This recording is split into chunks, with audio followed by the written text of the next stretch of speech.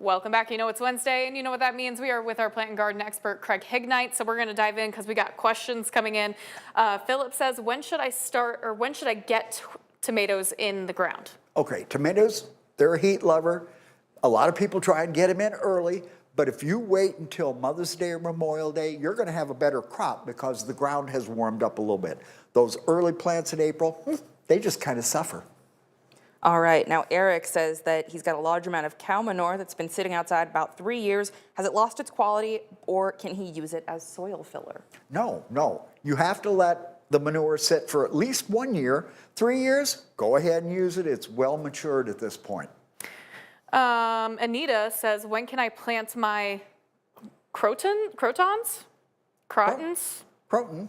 It's either crotons or crocus. Okay. Crotons, about replanting again around Mother's Day. Remember, that is a very heat-loving plant, and it should go outside in the summer. It loves the sun and the heat of summer. If it's crocus, you've missed the boat. We did that in September. I'm guessing it's crotons. Yeah. Now, what would the best soil be for root vegetables in a raised bed?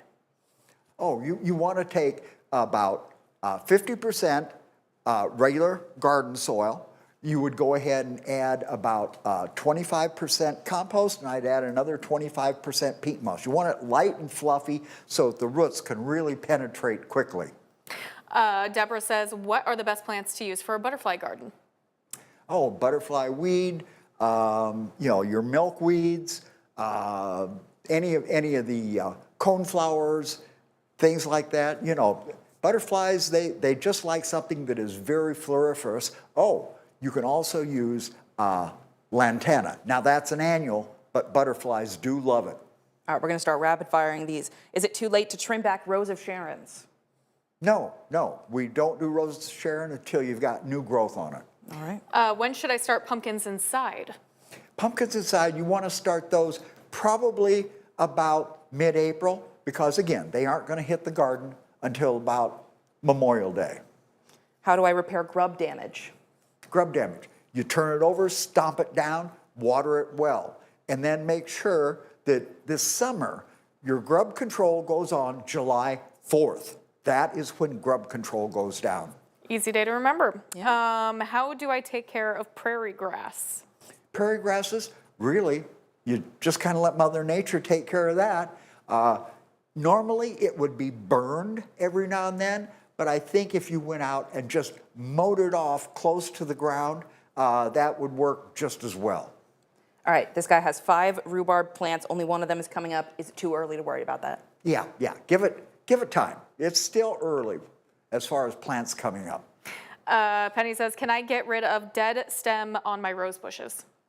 Well, yeah, you can go ahead and cut dead wood out anytime that you can identify it, but the actual pruning back shouldn't be done until about Mother's Day. All right, last 2 questions. When should I take my seeds out of the crisper they've been in all winter? Just before you're going to sow them. Every day that they're in the crisper, they're being preserved. All right, last question real quick. How to trim a little quick fire hydrangea without damaging new budding?